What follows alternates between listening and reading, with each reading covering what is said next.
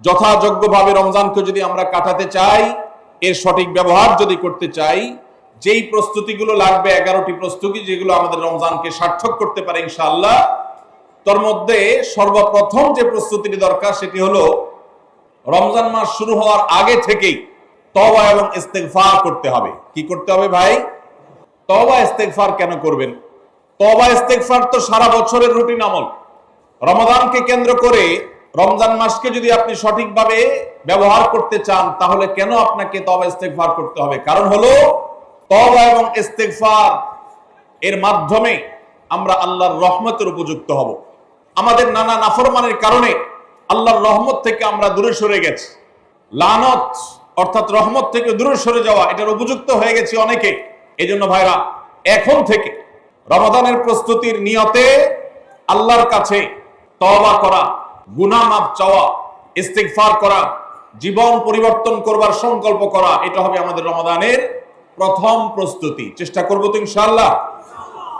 প্রতিদিন যখনই তৌফিক হয় আল্লাহর সাথে একটু কথা বলবেন, আল্লাহ আমার সমস্ত গুনাহগুলো মাফ করে দিন, আমার নাফরমানি মাফ করে দিন, আমাকে আপনি ক্ষমা করে দিন।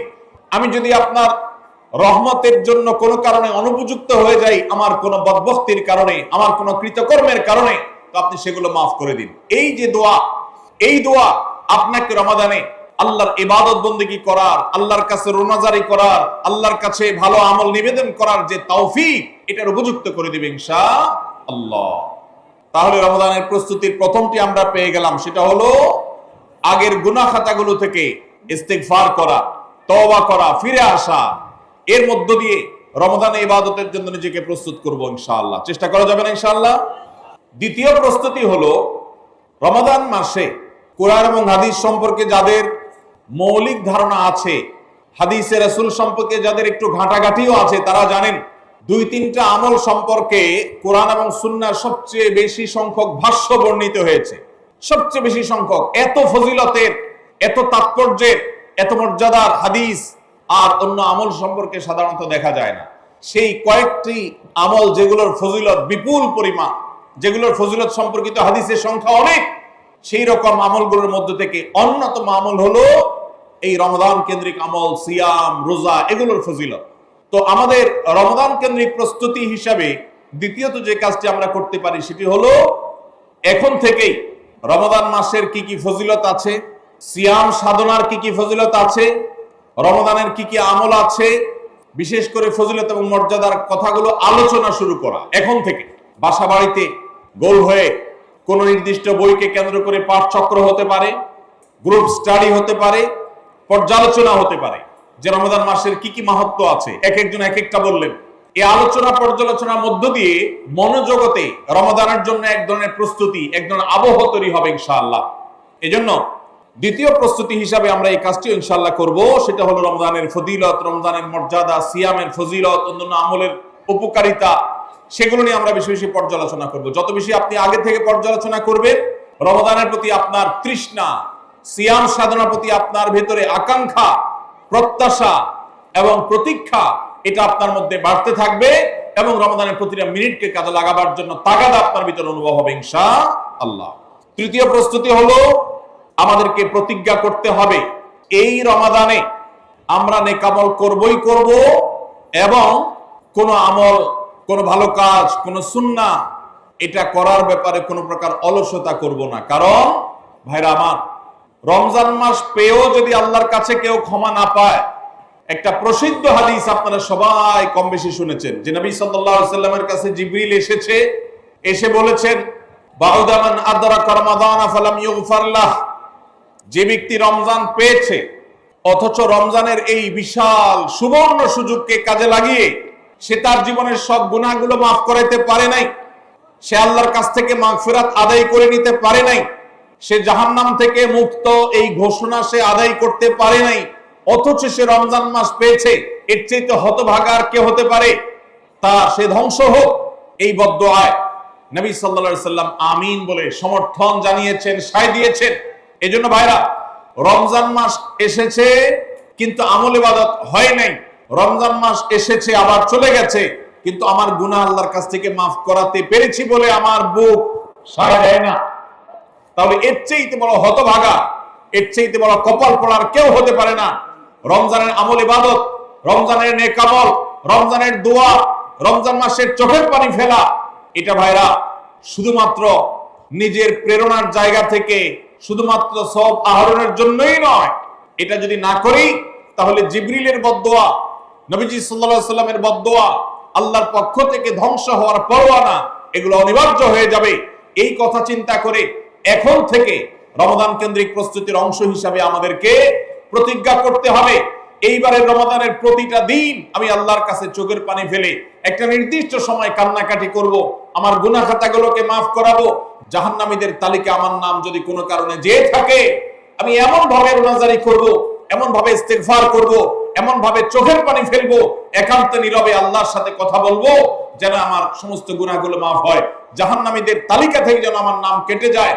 এর জন্য ভাইরা এখন থেকে প্রতিজ্ঞাটা করতে হবে। প্রস্তুতি হলো, কাজ হবে রমজানে, কিন্তু প্রতিজ্ঞা হবে এখন থেকে যে আমি কোনোভাবে এইবারের রমজানের সুযোগ আর হাতছাড়া করব না ইনশাআল্লাহ। তাহলে 3 নম্বর হলো যে রমজান কেন্দ্রিক সমস্ত আমলগুলো করব, আল্লাহর কাছে তওবা ইস্তেগফার করে নিজের গুনাহগুলোকে মাফ করায়া ছাড়বো, জাহান্নাম থেকে মুক্তি তথা নাজাত এটা নিজের করে নেব। এই মর্মে প্রতিজ্ঞাটা এখন থেকে, যেই কয়দিন রমজান আসতে সময় আছে, প্রতিদিন আমাকে নবায়ন করতে হবে। প্রতিজ্ঞা আজকেরটা যেভাবে হবে, কালকেরটা আরো স্ট্রং হবে, তারপরের দিন আরো স্ট্রং হবে। প্রতিদিন আমি স্বপ্ন লালন করব কবে রমাদান শুরু হবে, আর আমি আল্লাহ রাব্বুল আলামিনের কাছে রমাদানের এই সমস্ত ইস্তেগফার, তওবা, আমল এগুলোকে নিবেদন করতে থাকবো। চেষ্টা করা যাবে না ইনশাআল্লাহ। 4 নম্বর যে প্রস্তুতিটা আমাদের নিতে হবে সেটা হলো, যদি আগের রমজানের কোনো রোজা কারোর কাজা থাকে, এই রমজান আসার আগে আগে শাবান মাসের মধ্যেই সেই কাজাগুলো আদায় করে ফেলা উচিত। আম্মা জান আয়েশা রাদিয়াল্লাহু তাআলা আনহা বলেছেন, নারী হিসাবে রমাদান মাসে যে কয়েকটা রোজা ভাঙতি পড়ে, নবীজি সাল্লাল্লাহু আলাইহি সাল্লাম রমাদান পরে পুরো সময়টা তার কাছে থাকার কারণে তিনি সেই রোজাগুলো রাখার সুযোগ সেভাবে পেতেন না। স্বামীর হকের কথা মাথায় রেখে রোজাগুলো রাখতেন না। এবং শাবান মাস আসলে নবীজি সাল্লাল্লাহু আলাইহি সাল্লাম নিজেও বেশি বেশি নফল রোজা রাখতেন। মা আয়েশা রাদিয়াল্লাহু তাআলা আনহা বলেছেন যে তিনিও তার রমজানের বাকি রোজা যেগুলো ছিল ভাঙতি রোজা, সেগুলো তিনি রেখে ফেলতেন।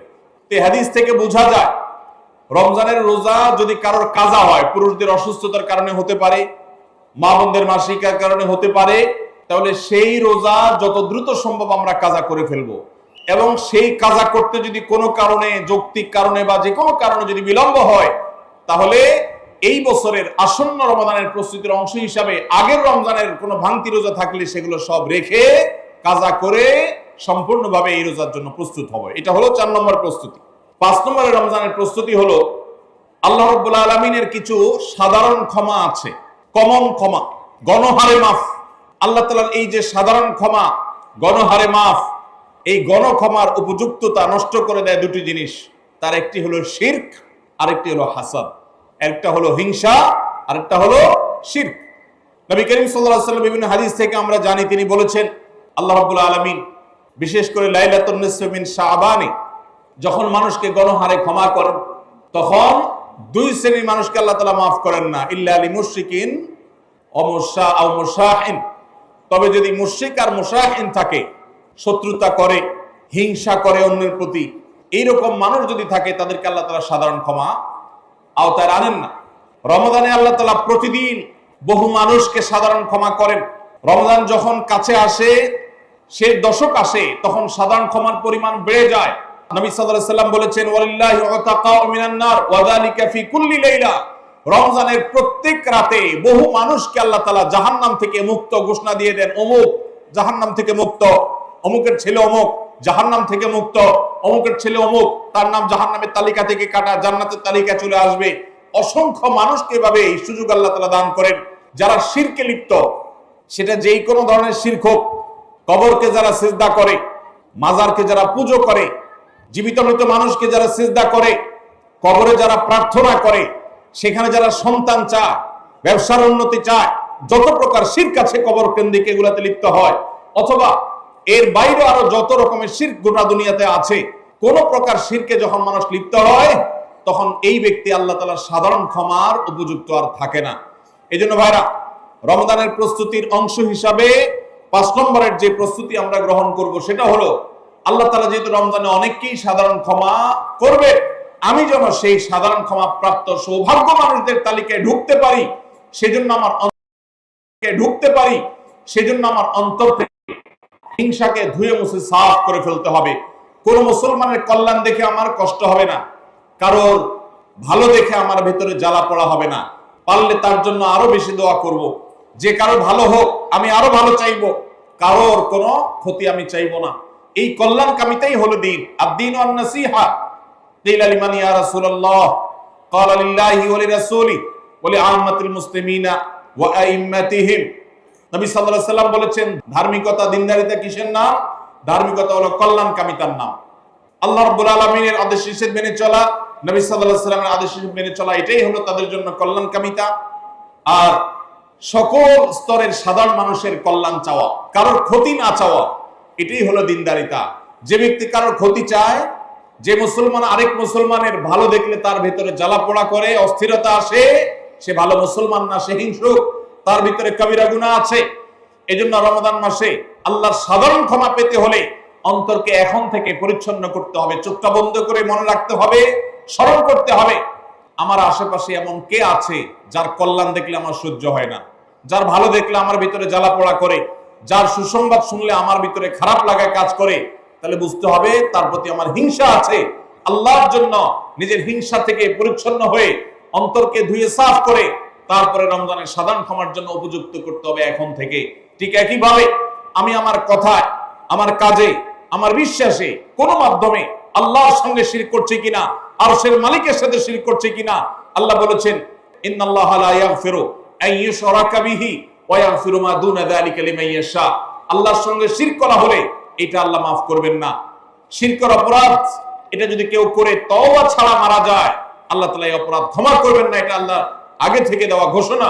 কোরআনে আল্লাহ আরো বলেছেন, লোকমান হাকিমের উদ্ধৃতি দিয়ে, ইন্নাশ শিরকা লাযুলমুন আযীম, তিনি তার সন্তানকে উপদেশ দিতে গিয়ে বলেছিলেন যে ইন্নাশ শিরকা লাযুলমুন আযীম, শিরক সবচেয়ে বড় অপরাধ। এজন্য ভাইরা, শিরক থেকে পরিচ্ছন্ন না থাকলে রমাদানের কোন ইবাদত, কোন আমল আমাদের কাজে আসবে না। এজন্য রমজানের প্রস্তুতি হিসেবে শিরক এবং হিংসা থেকে অন্তরকে পরিচ্ছন্ন করা, পবিত্র করা, এটা হলো আমাদের পঞ্চম প্রস্তুতি।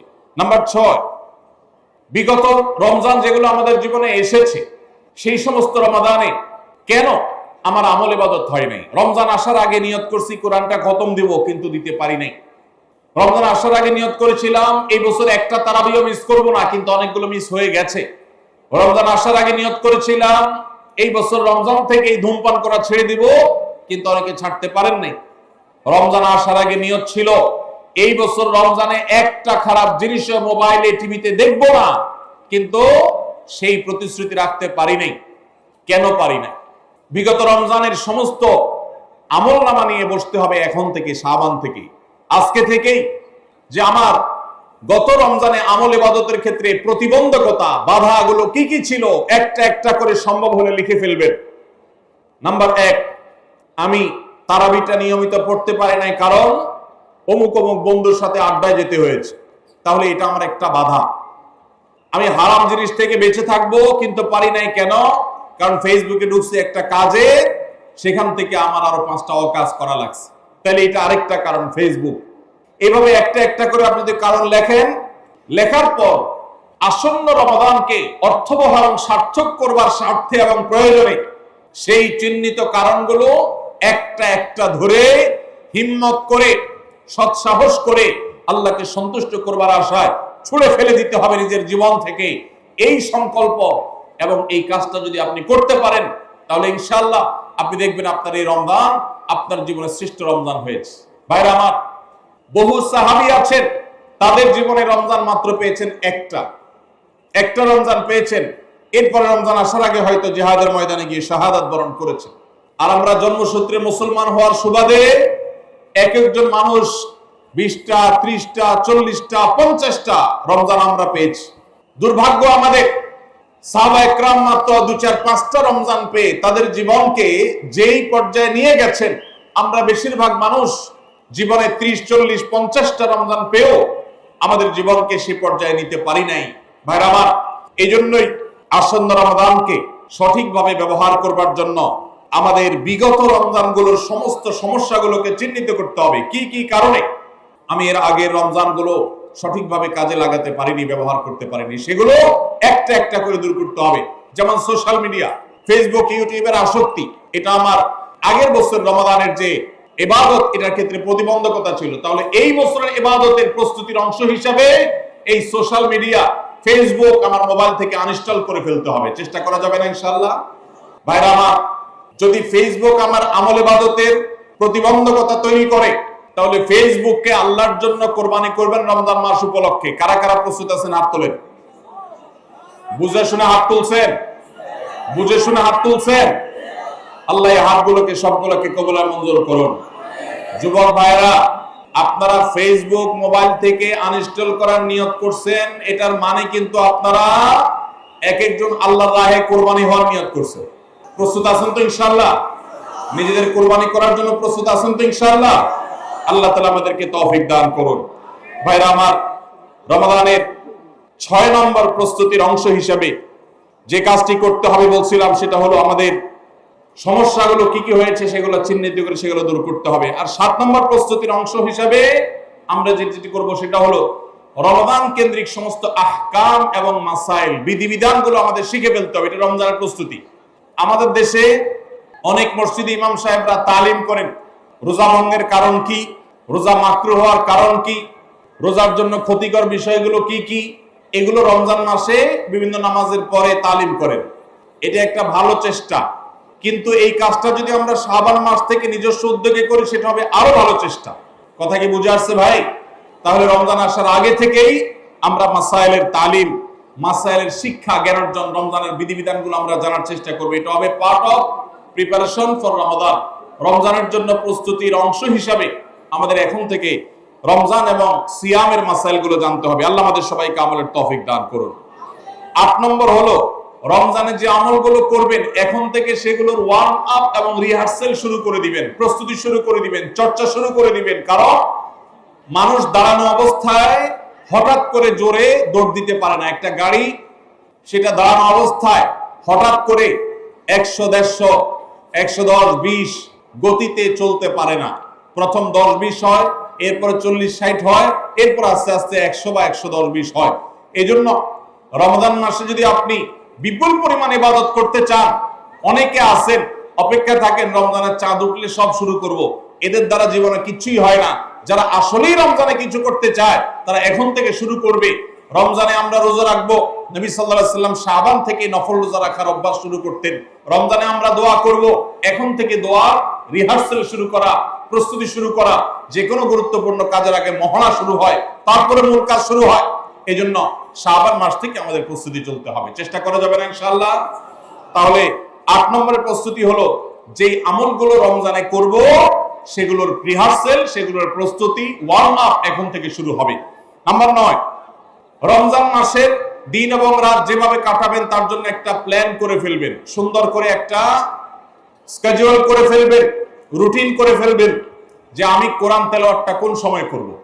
দিনের কোন সময়টাতে আমি কোরআন তেলাওয়াতের জন্য টাইম বরাদ্দ রাখলে সেটা মিস হবে না। হতে পারে ঘুমানোর আগে, হতে পারে ফজরের পরে। কোন টাইমটা আমার সবচেয়ে কোরআন তেলাওয়াতের জন্য নিরাপদ টাইম সেটা আমি ফিক্স করব। এই ঠিক একইভাবে আমি আল্লাহর কাছে রোনাজারের জন্য ভালো সময় কোনটা সেটা ঠিক করব। রমাদানকে অর্থবহ করবার জন্য আপনার প্ল্যান করতে হবে আগে থেকে, সেটা এখন থেকেই, যে আপনি কখন কোন কাজটা করবেন, কোন আমলটা করবেন, কোন ভালো কাজটা করবেন। এগুলো যদি আগে থেকে প্ল্যান হয় দেখবেন কাজটা করা সহজ হয়েছে। নাম্বার 10, রমাদানের প্রস্তুতির অংশ হিসাবে চাঁদ দেখার চেষ্টা করতে হবে। চাঁদ দেখা, আজকাল চাঁদ দেখার আমলটা বিলুপ্ত হয়ে গেছে, অনেকটাই হারিয়ে যাচ্ছে। চাঁদ দেখা কমিটি ছাড়া সাধারণ মানুষ চাঁদ দেখতে আমরা ভুলে গেছি। আমরা চাঁদ দেখি কিন্তু ফেসবুকে, আকাশে না। চাঁদ কি ফেসবুকে দেখবেন না আকাশে দেখবেন? নবীজি বলেছেন সুমু লিরুইয়াতিহি ওয়া আফতিরু লিরুইয়াতিহি, তোমরা রোজা রাখো চাঁদ দেখে, আবার ঈদও করো চাঁদ দেখে। এইজন্য 29শে শাবান পশ্চিম আকাশে চাঁদ খোঁজার চেষ্টা করবেন সন্ধ্যার সময়। চেষ্টা করবেন না ইনশাআল্লাহ? চেষ্টা করে যদি চাঁদ দেখতে নাও পারেন তারপর আপনি সওয়াব পাবেন। আর যদি চাঁদ দেখেন তাহলে দোয়া করবেন আল্লাহুম্মা আহিল্লাহু আলাইনা বিল ইয়ুমনি ওয়াল ঈমান ওয়াস সালামাতি ওয়াল ইসলাম রাব্বি ওয়া রাব্বুকাল্লাহ। হে আল্লাহ, এই চাঁদকে আপনি বরকত এবং ঈমান দিয়ে আমার জন্য পরিপূর্ণ করে দিন। এই মাস আমার জন্য নিরাপদ এবং ইসলাম দিয়ে পরিপূর্ণ করে দিন। হে চাঁদ, তোমার আর আমার পালনকর্তা একজন আল্লাহ। অতএব এই চাঁদ দেখার চেষ্টা করব। এটাও রমাদানের প্রিপারেশন, রমাদানের প্রস্তুতির অংশ। 11 নম্বর হলো আল্লাহর কাছে ভাই চোখের পানি ফেলে এখন থেকে দোয়া করব, আল্লাহ এই যে রমজান আসছে এটা যেন আমার জন্য লাইফ চেঞ্জিং হয়, এটা যেন আমার জীবন পরিবর্তনকারী হয়, এটা যেন আমাকে মুত্তাকি বানিয়ে ছাড়ে, এটা যেন আমাকে মুত্তাকি বানিয়ে ছাড়ে, এটা যেন আমাকে নেকামল ওয়ালা বানিয়ে দেয়, এটা যেন আমার জীবনে বিশাল বড় অ্যাচিভমেন্ট এনে দেয়, এটা যেন আমাকে মাগফিরাত পাইয়ে দেয়, এটা যেন আমাকে নাজাত পাইয়ে দেয়, এটা যেন আমাকে জান্নাতের উপযুক্ত করে। এই রমজান যেন আমাকে জাহান্নামীদের তালিকা থেকে আমার নামকে কাটানোর নিশ্চয়তা এনে দেয়। সেইভাবে রমজানকে কাটাবার জন্য আপনি তৌফিক দান করুন। এখন থেকে আল্লাহর কাছে এই বরাদ্দ আদায় করতে হবে, চেয়ে নিতে হবে এবং সেটার জন্য দোয়া করতে হবে। এই দোয়াটা হলো একাদশ এবং সর্বশেষ প্রস্তুতি। চেষ্টা করা যাবে না ইনশাআল্লাহ?